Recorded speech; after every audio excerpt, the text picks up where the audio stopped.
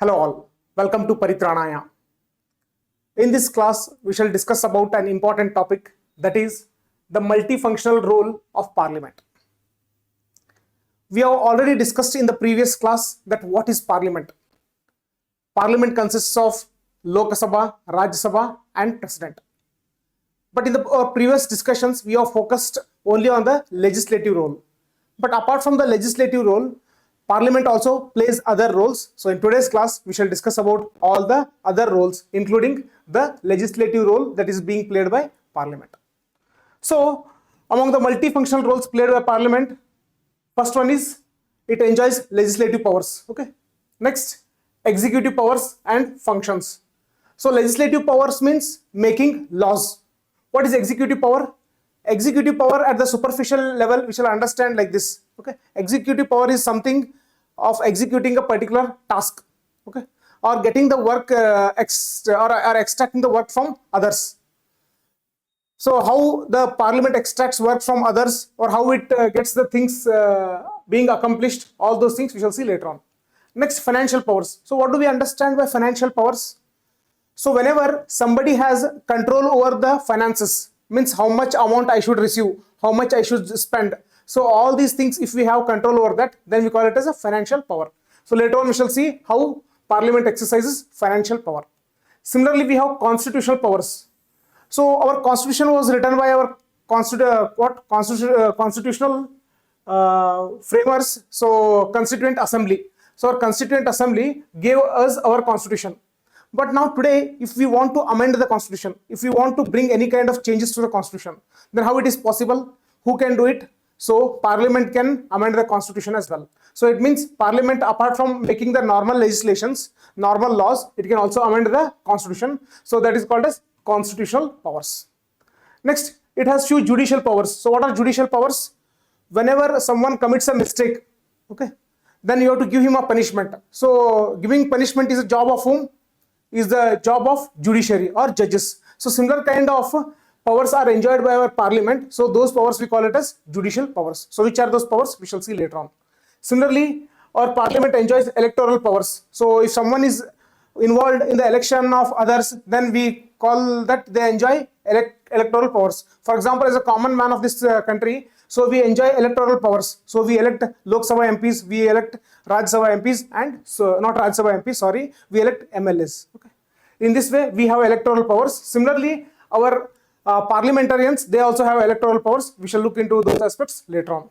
Apart from these, we will also be discussing about other powers and functions. Okay, other powers and functions. Next, legislative powers of Parliament. So we already discussed so that India is a federal system. So here all the laws which we are making, the subjects on which we will make the laws have been divided into three parts. Okay, so according to the seventh schedule, so the subjects have been divided into what? Union list, or we also called as list 1. Okay, list 1. Next, state list, which is also called as list 2, or concurrent list,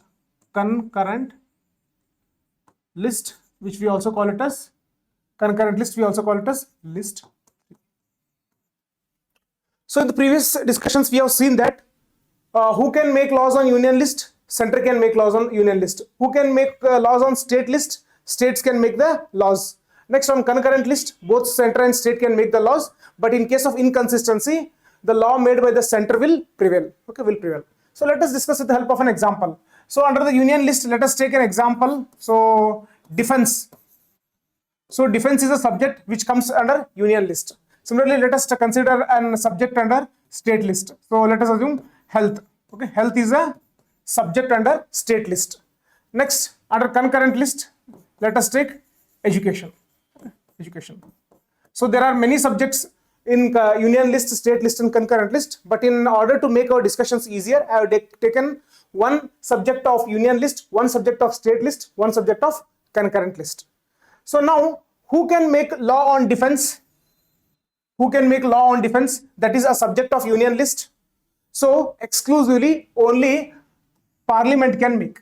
Only Parliament can make law on defense. It means state cannot make a law on defense. State cannot make a law on defense. Okay. So on union list, who can make laws? Only Parliament can make laws. So when I say Parliament, what should come to your mind? When I say Parliament, Lok Sabha, Rajya Sabha plus President. Next, who can make law on subject called as health? So on subject called as health, so state legislature can make the laws. So in our discussions, let us take Karnataka as an example. So in Karnataka, we have MLAs, right? So how many MLAs? 224 MLAs. So 224 MLAs together, they'll make a law on subject called as health. Okay, health. So here MLAs plus MLCs, because Karnataka has a bicameral legislature, MLCs are also present, plus governor. So law on health subject will be made by Karnataka's MLAs, MLCs and governor, or state legislature. Now, okay. Next, concurrent list. Who can make laws on the concurrent list? For example, on subject called as education. So both center, when I say center, it means Parliament can also make. Okay. Next, let us assume Karnataka state legislature can also make law. Okay. Parliament can also make law. Karnataka state legislature can also make law. So let us assume both Parliament has made a law called as, I'll call it as law 1. So law 1. So on education. Similarly, Karnataka has made a law. Let us assume law 2. So this is also on education. Okay, on education. Now, if there is inconsistency, for example, law 1 says that there should be one teacher for every student. Parliamentary law says that, and Karnataka's law says that there should be one teacher for every 200 students. Center's law says that there should be one teacher for every 100 students, and Karnataka's law says that there should be one teacher for every 200 students. Now, a person who wants to start a school, he will be confused which law to follow. A person residing in Karnataka, he wants to start a school, which law to follow, whether he has to follow the law made by Parliament or state. So in case of inconsistency, whatever the law that has been made by the Parliament, so that will be enforced. It means a person who is starting a school, he has to maintain this ratio. For every 100 students, there should be one teacher. Okay, this is about concurrent list. Okay, so here what we understood, on union list exclusively who can make? Parliament can make. On state list who can make? State will make. When it comes to concurrent list, so here it is overriding power of Parliament.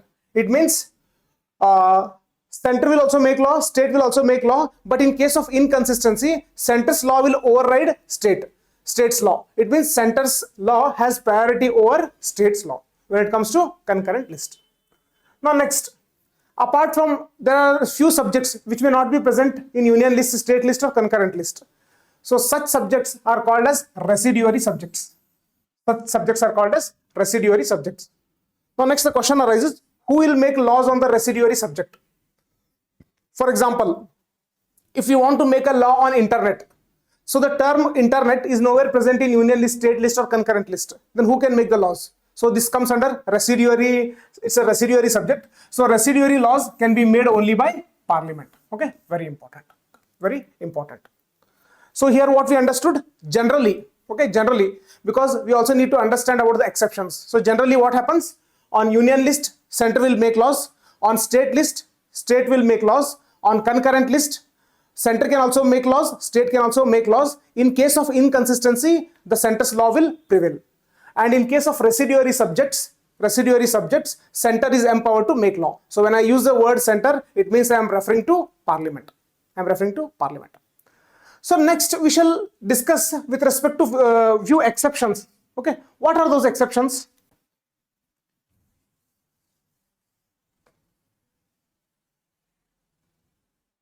Okay, what are those exceptions?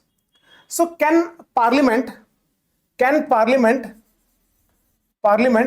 make a law on state list subjects? My question is, can Parliament make a law on subject called as health? because health is a state subject, yes, it can make laws.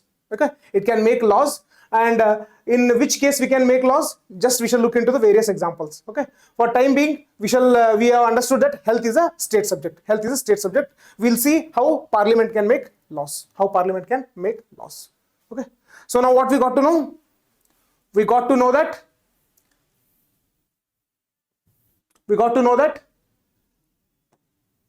health is a state subject. Okay, health is a state subject. Health is a state subject. Okay, that is state subject. That is list 2. Now ordinarily state can make law. Okay, state can make law. Ordinarily state can make law, but parliament can also make law in certain exceptional conditions. So we shall look into the first exceptional condition. So RS is Rajya Sabha. When Rajya Sabha passes a resolution, so already we have seen about motions and resolution. So when Rajya Sabha passes a resolution, okay, passes a resolution, what will be that resolution? The resolution will be like this. Resolution on subject called as health. Rajya Sabha will move a resolution on subject called as health. So we have already seen resolution. So what Rajya Sabha will do? In Rajya Sabha, one member will submit a resolution to chairman of Rajya Sabha. Chairman will accept it and they will discuss. After discussing, they will subject it to what? Voting. So when it is voted in Rajya Sabha, when resolution is voted in Rajya Sabha, but with what kind of majority? With 2/3 majority. With resolution, if it is passed by 2/3 majority. So what is 2/3 majority? So 2/3 of 245. Okay, 2/3 of 245. So let us assume approximately around 180. Okay, let us assume approximately around 180. If 180 members, approximately around 180 members, if they support this resolution, okay, if they support this resolution, then it means this resolution has been passed. This resolution has been passed. On which subject? On health subject. So once this resolution on health subject has been passed by Rajya Sabha, Rajya Sabha has passed a resolution on subject called as health with what kind of majority? With 2/3 majority. Then what happens? Parliament will become empowered. Parliament will become empowered. Parliament means Lok Sabha plus Rajya Sabha plus President. They will become empowered. Empowered for what? It means now they can make a law on health subject. They can make a law on health subject. Previously, Parliament was not empowered to make a law on health subject, but now it is empowered to make a law on health subject. But how long? Whether for 1 month it is eligible or 2 months, for how many days it is eligible to make a law on health subject? So here it depends upon the period of what? This resolution. So whatever the resolution has been passed, its validity will be 1 year. Its validity will be 1 year. For example, Rajya Sabha, let us assume it has passed the resolution on January 1, 2023. Then the resolution's what last date will be? December 31, 2023. So once the resolution has been passed, okay, once the resolution has been passed, it will be valid for 1 year. Resolution will be valid for 1 year. So resolution is not law. Resolution is just empowering the parliament to make laws. So within this 1 year period, parliament can make law at any point of time. At any point of time. So let us assume parliament in a particular month. Let us assume in the month of October.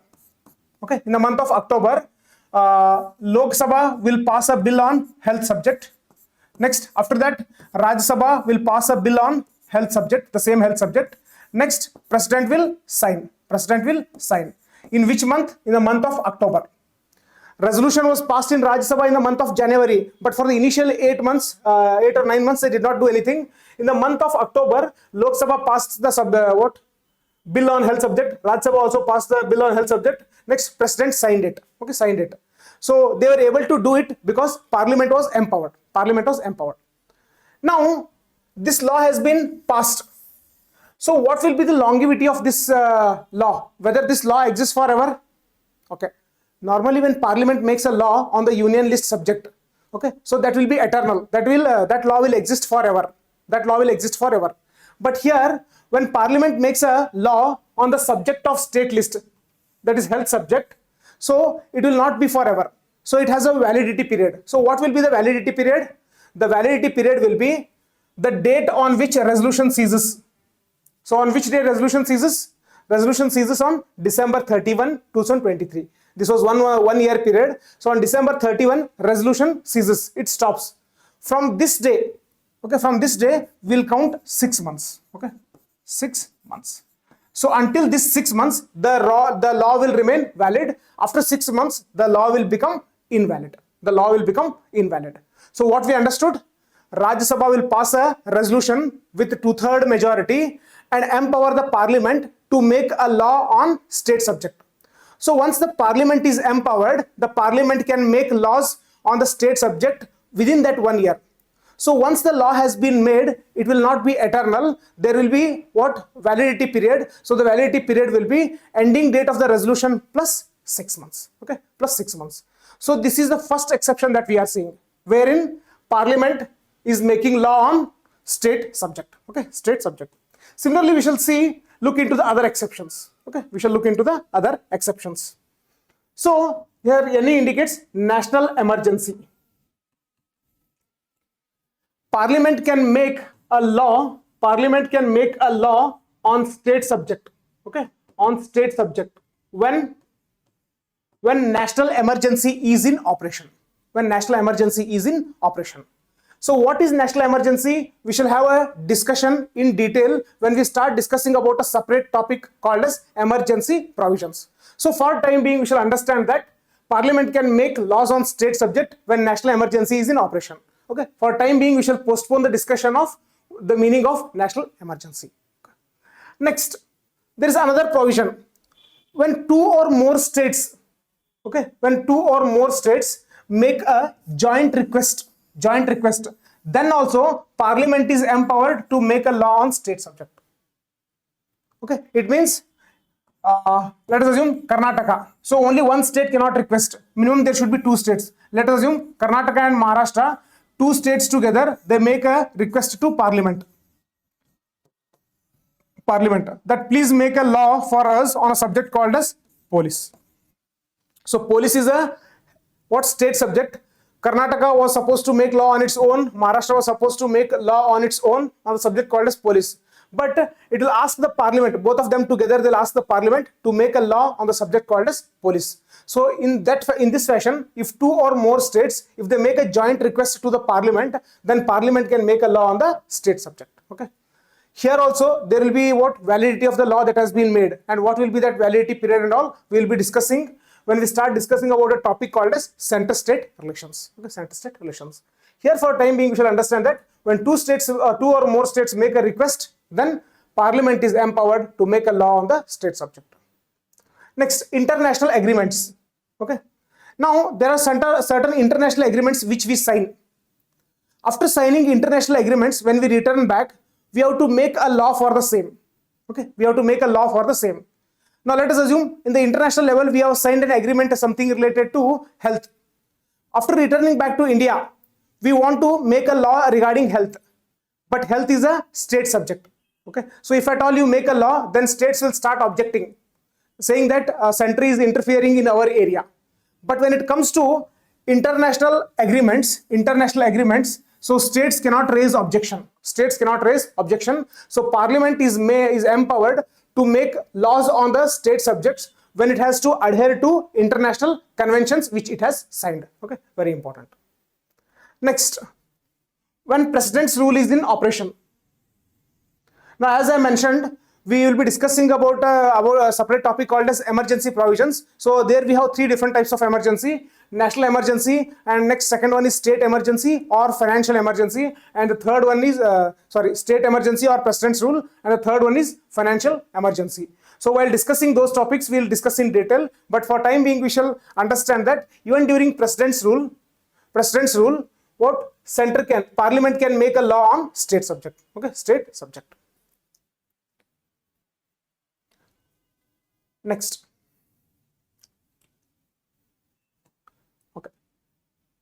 We have also seen about ordinance while discussing a topic called as president. So if at all you are getting confused, you can go back to that video and watch the video related to ordinance. Okay. So what is ordinance? Ordinance is nothing but its law. Ordinance is nothing but its law. But why do we call it as ordinance? Because it has not been passed by Lok Sabha and Rajya Sabha. Then who has issued ordinance? So ordinance issuing power lies with president. Lies with president. Why president has this ordinance issuing power? Because when Lok Sabha or Rajya Sabha are in recess, any one of them, recess means they are not in session. So in order to make a law, so it has to be passed in both Lok Sabha as well as Rajya Sabha, and then it has to receive the signature of president. But in some cases, because of urgency, when the Lok Sabha or Rajya Sabha is in recess, when they are not in session, an urgent situation demands that a law but immediately we cannot make a law, right? So in order to accommodate this, president is empowered to issue ordinance. So ordinance is similar to law. But this ordinance, once issued, it has to be approved. It has to be approved by Lok Sabha and Rajya Sabha within 6 weeks. Okay, within 6 weeks. So this also we have seen while discussing about president. So within 6 weeks, if the ordinance is not approved by Lok Sabha and Rajya Sabha, then it becomes inoperative. Okay, it becomes invalid. For the first 6 weeks, it will remain valid, but before 6 weeks, if it is not approved by Lok Sabha and Rajya Sabha, then it becomes inoperative. Okay, inoperative. Important. Next, delegated legislation. So what is delegated legislation? Now when we make law,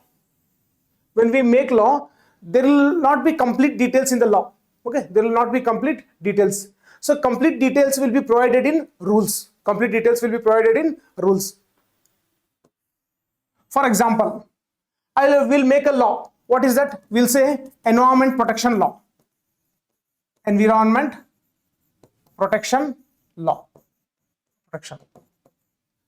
But here in the law, there will be no complete details. But when we make rules, okay, when we make rules, in rules we say that in order to protect the environment, so we should generally segregate the waste. Okay, waste segregation.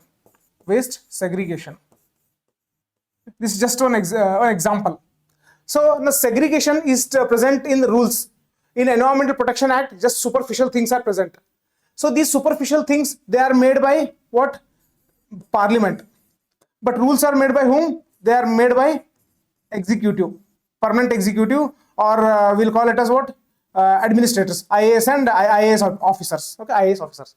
So now here these rules, okay, once the executive makes the rules, so those rules will be placed in front of Parliament. Okay, in front of Parliament.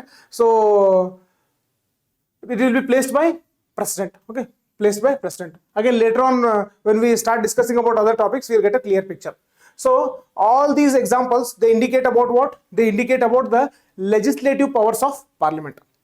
So in all our discussions, what we have seen, Parliament is involved in making laws. So this was about legislative power. Next we shall discuss about executive powers and functions. Executive powers and functions. So we have understood what is executive power. Executive power is extracting work from others. If they are not doing their work properly, then you will ask them to work properly. In spite of that, if they are not working properly, then you will ask them to leave, and in their place you will replace someone else. Okay. So with this example, we can remember easily. So here, executive is responsible to Parliament. So who is executive? Council of Ministers plus Prime Minister. Okay. So they are called as executive. They are called as executive. Whom they are responsible? Now I'll not use the generic word Parliament, rather I'll use the term Lok Sabha. Okay. I'll say Lok Sabha. So already we have discussed. So Council of Ministers headed by Prime Minister, whom we call them as executive, is responsible to Lok Sabha. Why they are responsible to Lok Sabha? Because Lok Sabha, 545 members, so they are people's representatives. They are people's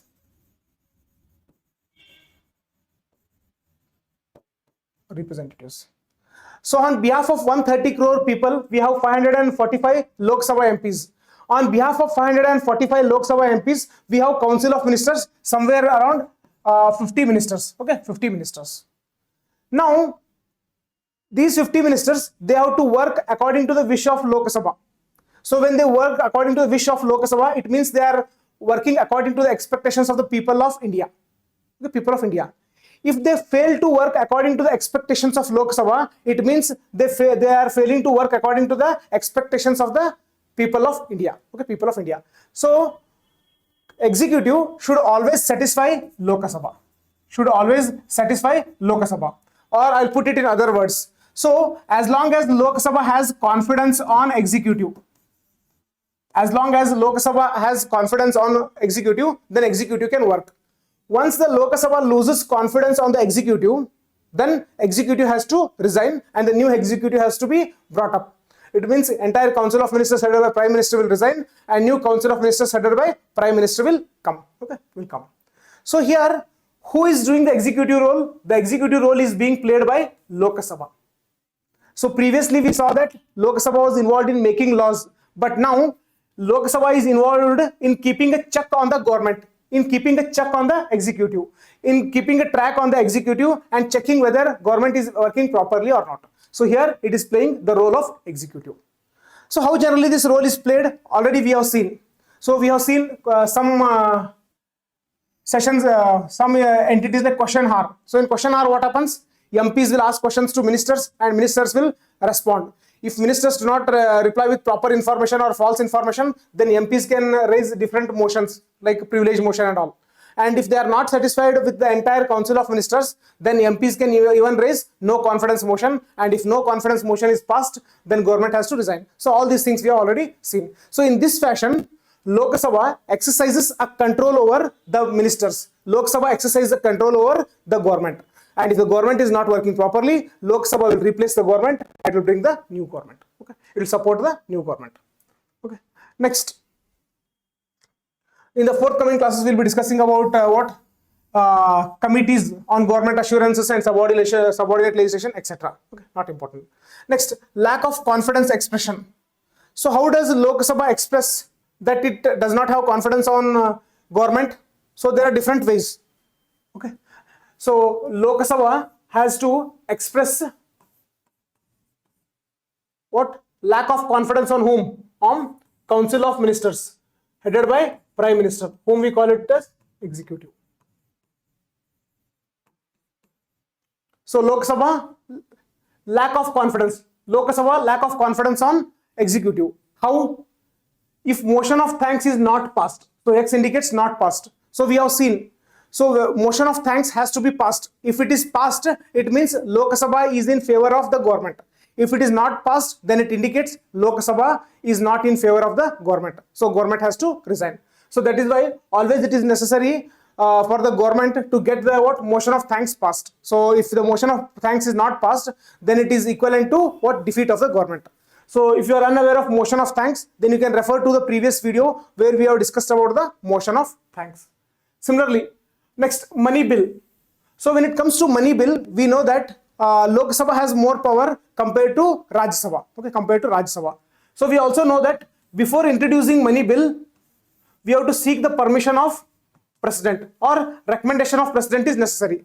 So when I say president, here actually it is executive, Council of Ministers headed by Prime Minister.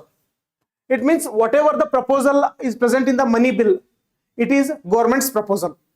So if the government's proposal is rejected by Lok Sabha, what does it mean? If government's proposal in the form of money bill is rejected by Lok Sabha, it is not passed in Lok Sabha, it indicates Lok Sabha does not have a confidence on government. Lok Sabha does not have a confidence on government, and in this case also government has to resign. In this case also government has to resign. Next, we have also seen about the censure motion or adjournment motion. So in case of adjournment motion and censure motion, if both of them are passed, then the chances are that government may have to resign, not necessarily, but may have to resign. So this passing of censure motion and adjournment motion also indicates that there is no confidence of Lok Sabha on government. And if government is defeated on any vital issue, means for example some discussion is going on, government's stand is different and majority of the Lok Sabha MPs stand is different, So it means government does not get the support of required 273 members. In such case also, it indicates that Lok Sabha does not have a confidence on Council of Ministers. Next, cut motion. Cut motion, if it is passed, okay, if it is passed, yes, then it is against the government. So cut motion should never be passed. Cut motion should never be passed. If cut motion is passed, then it indicates that Lok Sabha does not have a confidence on government. Okay, if you are not aware of cut motion, again you can visit our previous video and understand the meaning of cut motion. Okay, so from here we understood that motion of thanks passing, if it is not passed, then it indicates lack of Lok Sabha's confidence on government. Similarly for money bill, okay, and other things. Okay, other things. So here what we saw, how Lok Sabha exercises the control over the executive. Okay, so here Lok Sabha, how it exercises its executive power, we discussed. Next we shall look into financial powers and functions. Okay, so in the first instance we saw making of laws. Second, how it exercises the executive power. Third one is financial power. So we are already discussed about Consolidated Fund of India. Consolidated Fund of India. So all the taxes which the government receives will be going into Consolidated Fund of India. Okay, it may be tax revenue or non-tax revenue. So all the incoming amount will be going to Consolidated Fund of India. Now government wants to spend money, but how the government spends money? Through various ministries on various schemes. So let us assume I'll take few ministries. I'll take Home Ministry. I'll take Defense Ministry. I'll take next Education Ministry. Education Ministry. Now let us assume Defense Minister, they want to purchase a helicopter. So what happens? So they require money. So from where does money come? From Consolidated Fund of India, it will come to the account of Defense Ministry.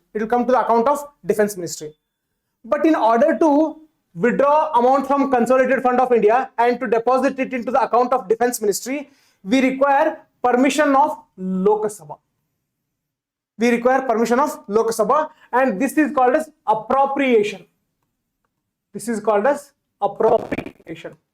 So whenever we are drawing amount from Consolidated Fund of India and creating it to some other account, we require permission of Lok Sabha, and for that process we call it as appropriation. Okay, appropriation. So here what did we understand? It means whenever we are spending something, who has control over this spending? Lok Sabha has the control over spending.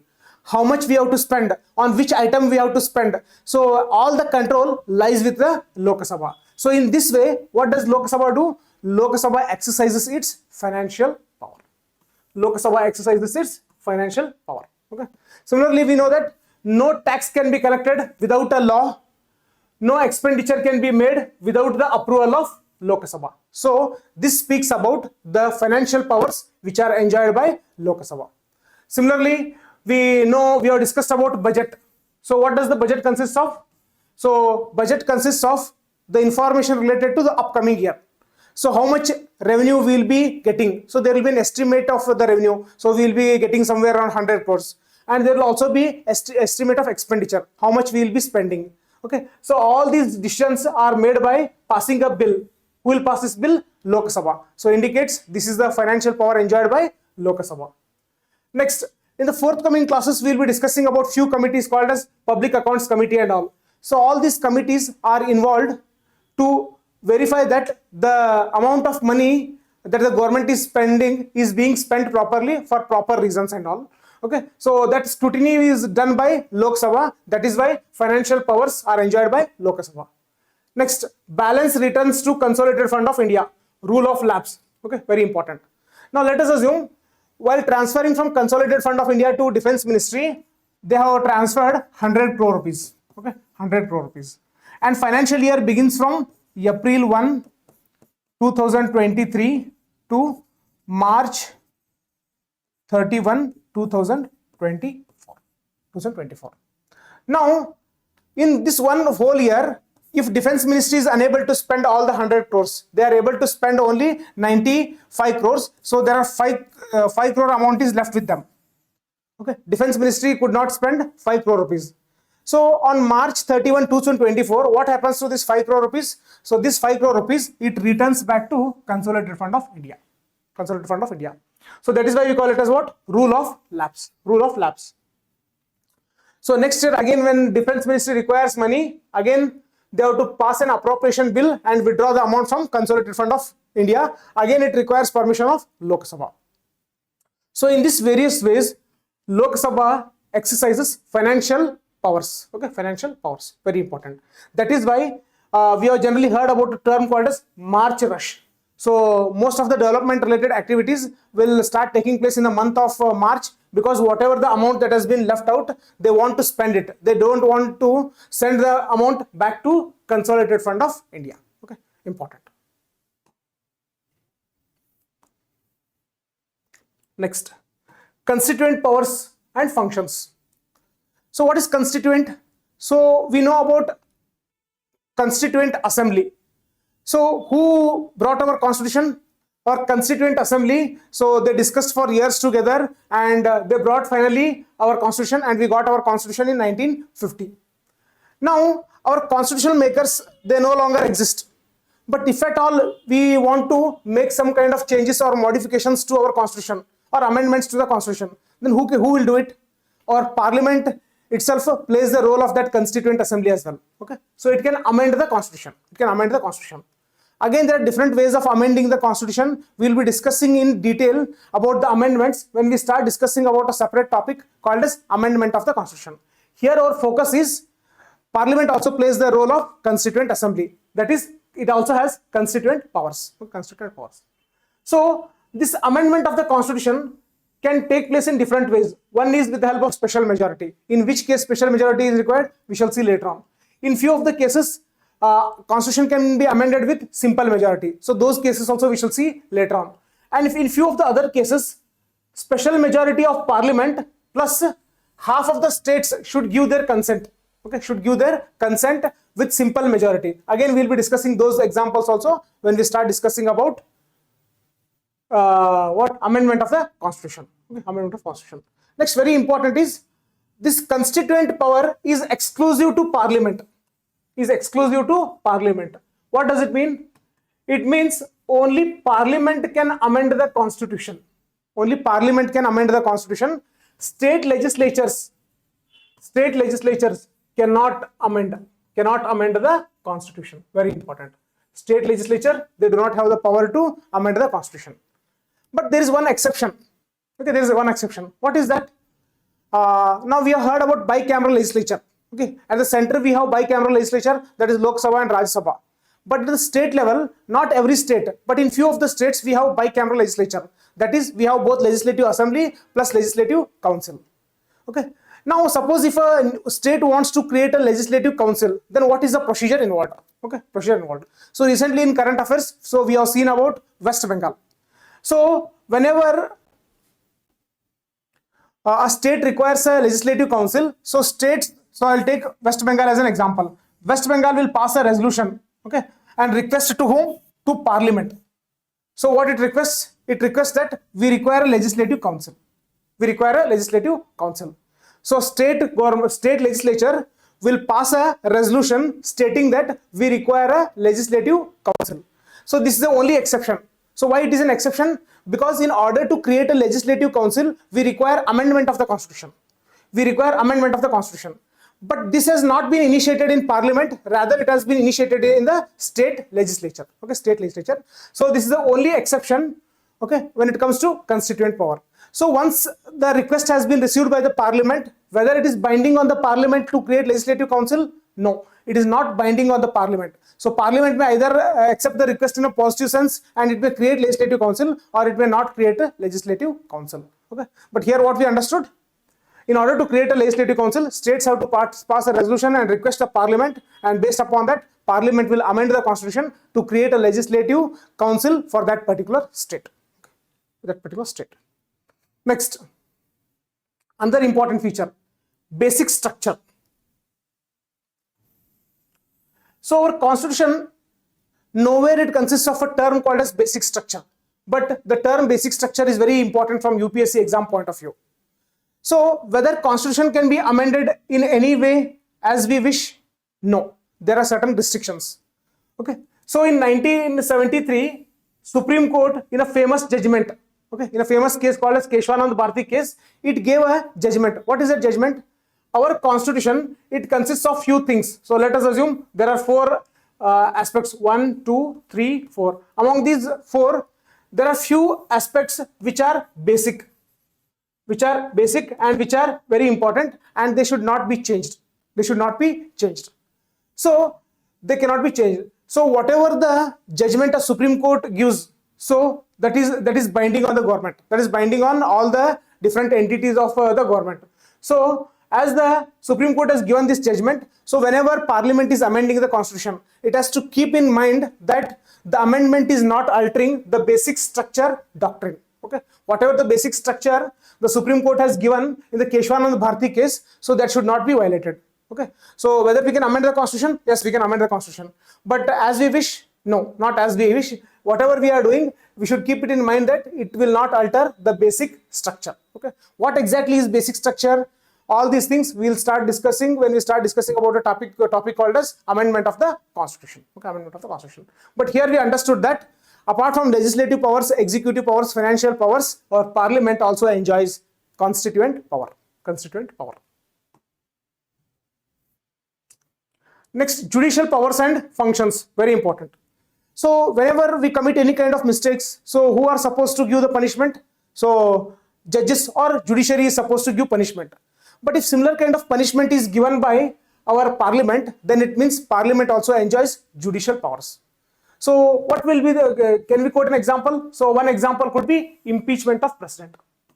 So already we have discussed in topic called as president, about impeachment of president. So what is impeachment of president?